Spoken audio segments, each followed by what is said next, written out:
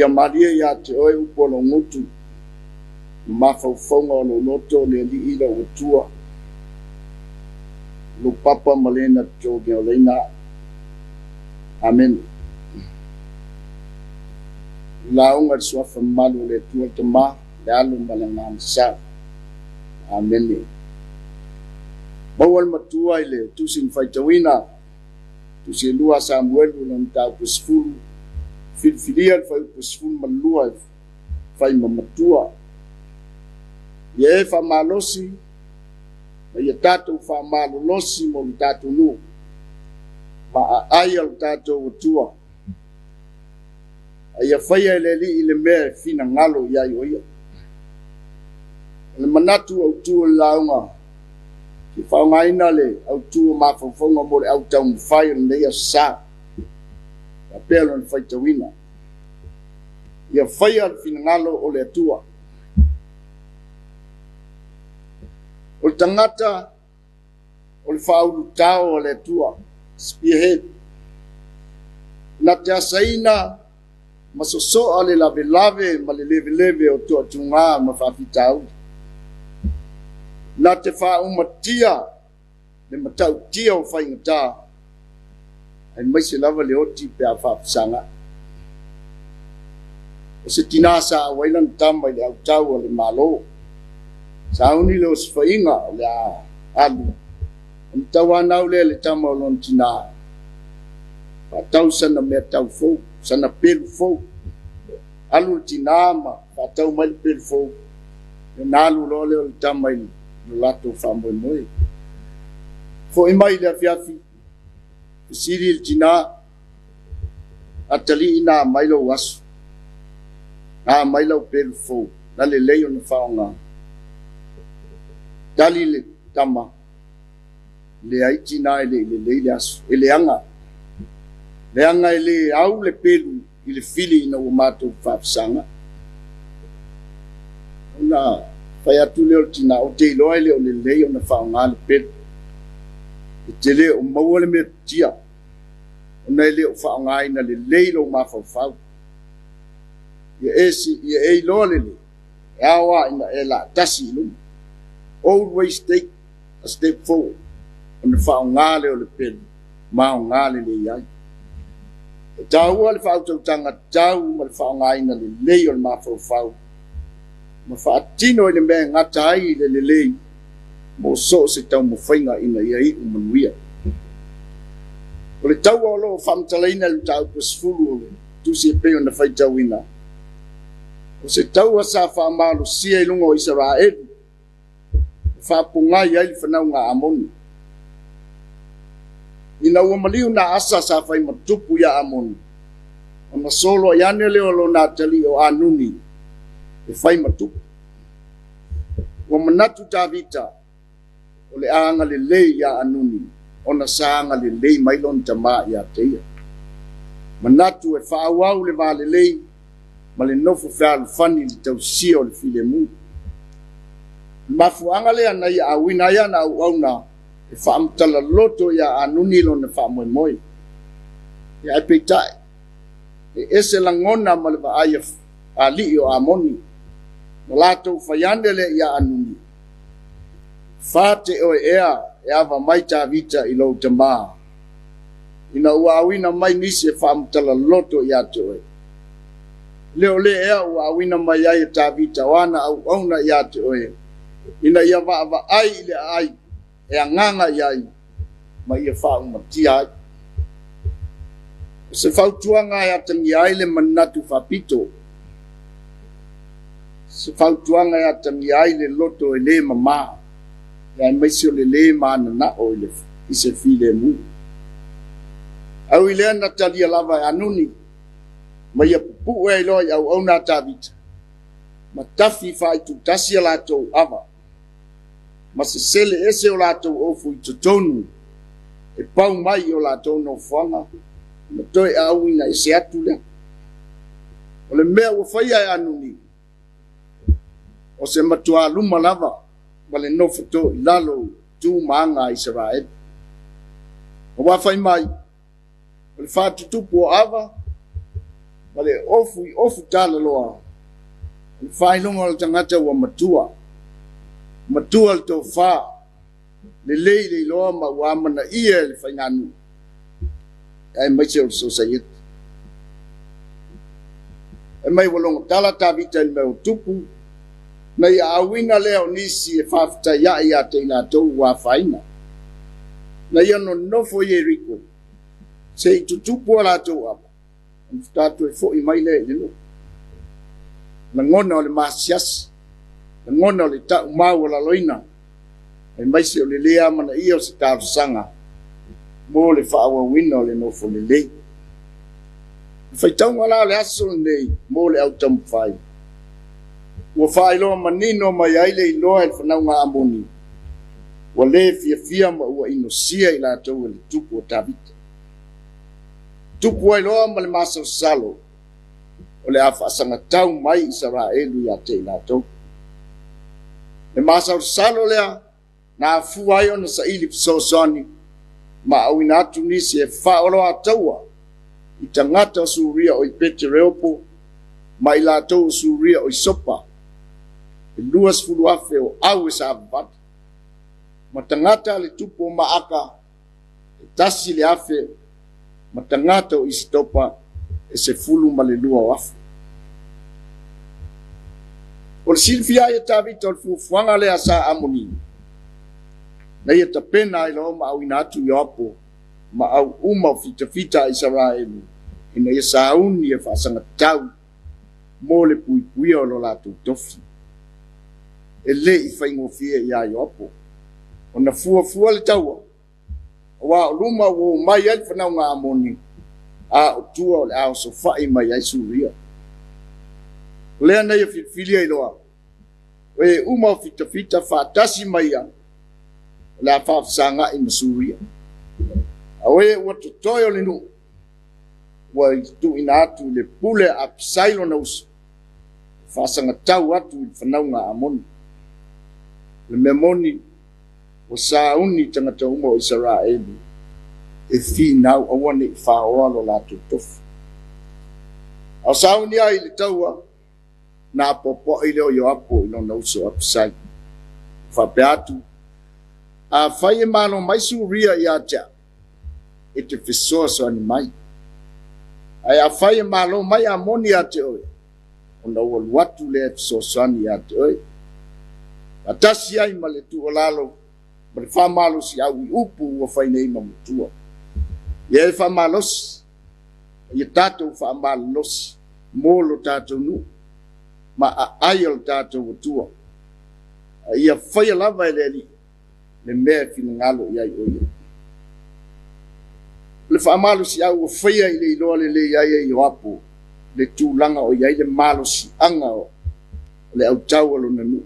Ka fatusa ya suria ma amoni ni malo o le leile atina mai maua me tau malo los ato ai fo i male lava o to mai manga va ai tau leva na polonga Israelu i kupito tau sanga fo i asa mai le bao au le yo o lo lato tofio kanani ile ni atina ile i maua ni me tau malo los fa pefo ona le lava se to mai mangya va fa fita e tau wai mo pui o lo lato ni e monio ma ua tau ana manu ai alo manino le ao lava o lo lato tua na lavia ina i lato ai ui ia vai nga le fa malosia yopo ia fa nga atoa se iloa manianga va o iai o a fo ini puna o ya ilato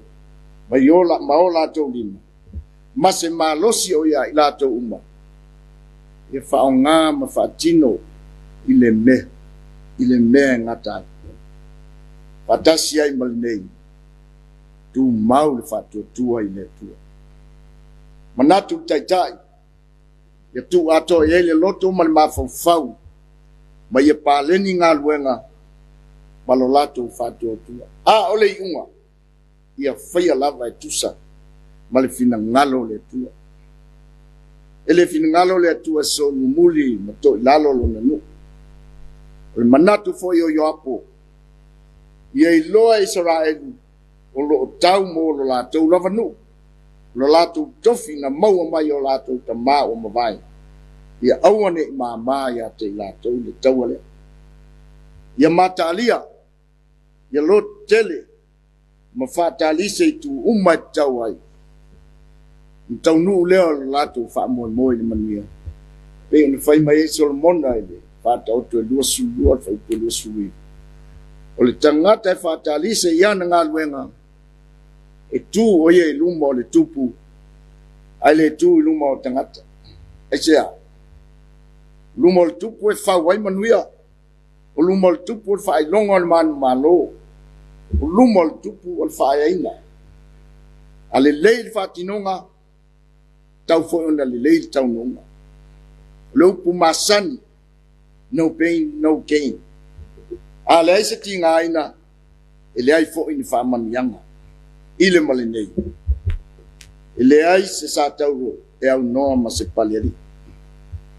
Ioe o luma o no whali il tau nonga.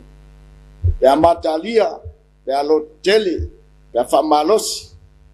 Ma tu mau le whātua I le tua. O manino le tau nunga le taua. Sao ni atu apo mfitfita e tau ai so sola ma solo muli soria. Pa pefo en solo muli whanau ngā amoni. Se tūlanga maufalea leva on ta pena ma sauni ai au noa ma se mea tau na whaonga ina. Ma fuai se a. Whai al fina ngalo le li. O fatasi futia ma le umele le whamalosi o le onu sa lo tele ma le whātua. Lea ua whaia e le tua le mea fina ngalo I ai o. Pei o upu whai o mutu. O le whaoleina o tangata ma le whaafanonga e whaavavau. Lea na liu tino ai le tua e ala ia Yesu Kiriso. Le li lava ia o le tangata I lona whanau mai. Ata li lava ia o le tangata I lona whanau mai. Le asa o silsila I lona soifua o foinatu.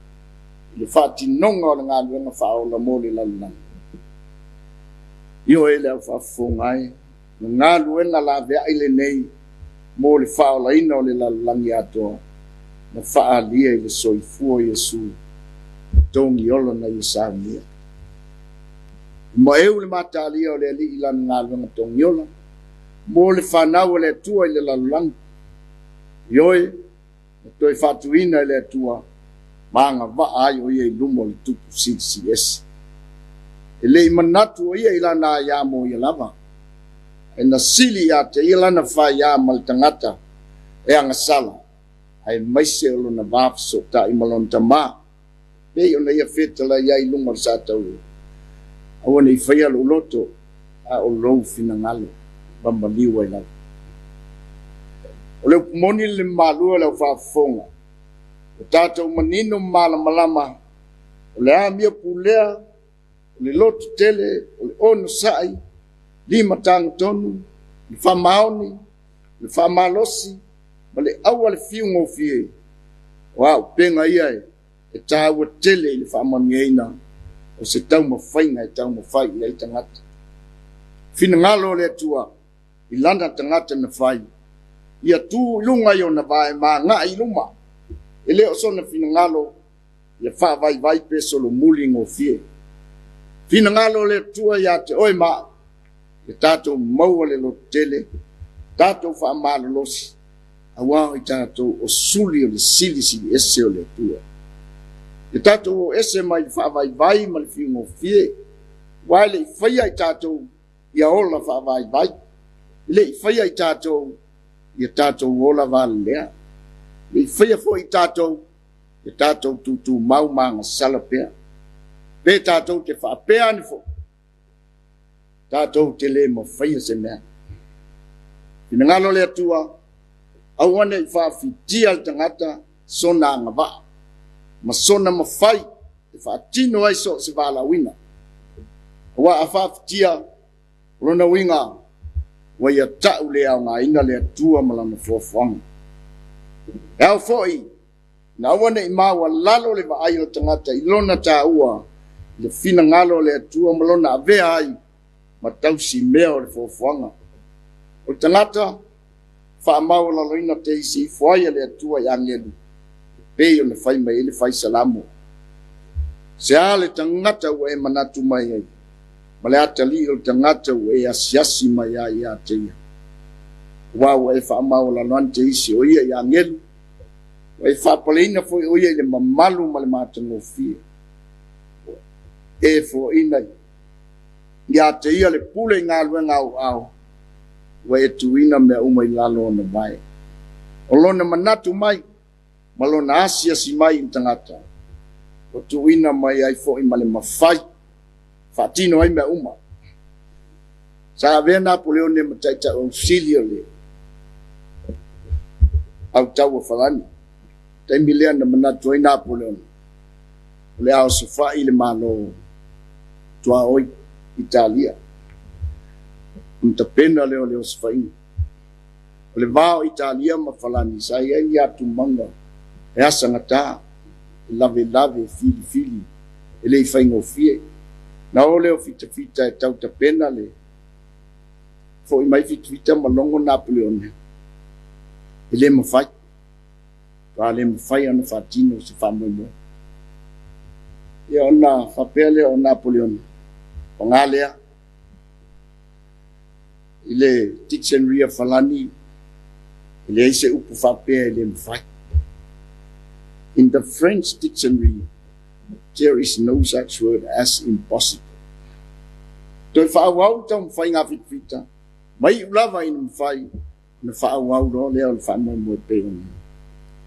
Io e Samoa e whapena le atua malon whingalo. In God, everything is possible. Le ai se mea le mawhaia le tua. Tātou te mawhaia foi mea uma. Le whatasi mai o le tua. Pei o ne whai mea i paulo. Te mawhaia mea uma le whatasi mai o le tua. Ua le o la nāma le laina. Le o se whaia ai o le tunu o le COVID-19. Ua manino fo ima malama.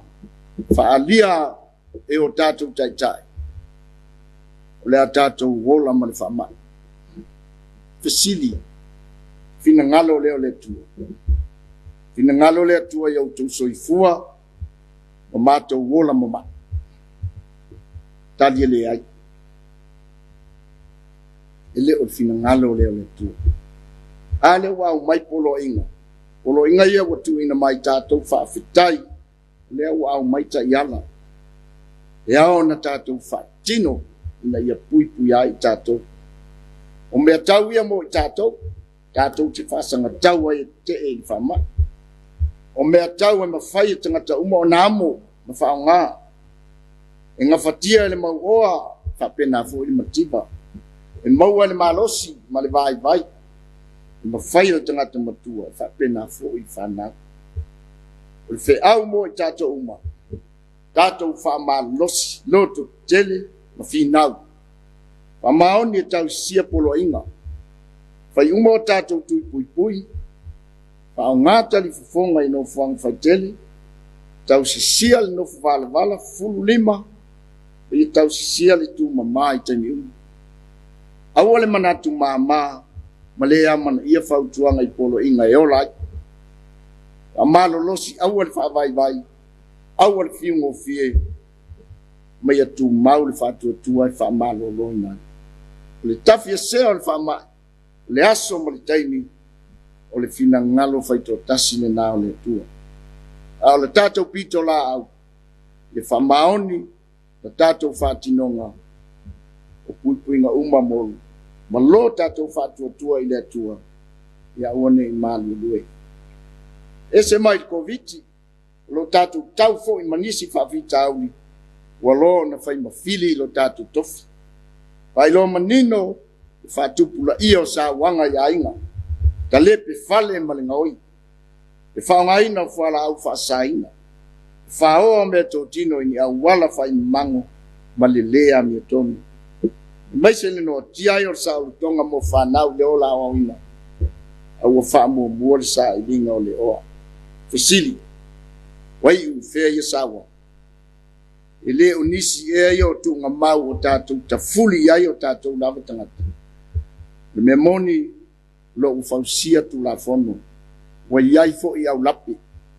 Awai fa marsia. Na leo. Pale mene mal fai ngā malo.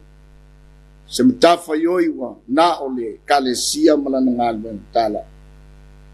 Pule ali fai pule pe na o matua. Ole tali le ai. Le ngalwenga tangata uma. Vave on tafia sea masoifua sa loto tangata. Pe angalu lue fatas. Tato fa malos. Maloto tele mo tato nu. Pui lo tato tofi. Ia faya pel finalo tato tua. O Yesu la ngalwenga faola. A fio mai lava ia maliu. Ni taunu ule tusa mal finalo lon tama. Ele faingo fia el fatino ino la ngalwenga. Mai lava ilon na whanau mai. Se yo o lava ilon na maliu.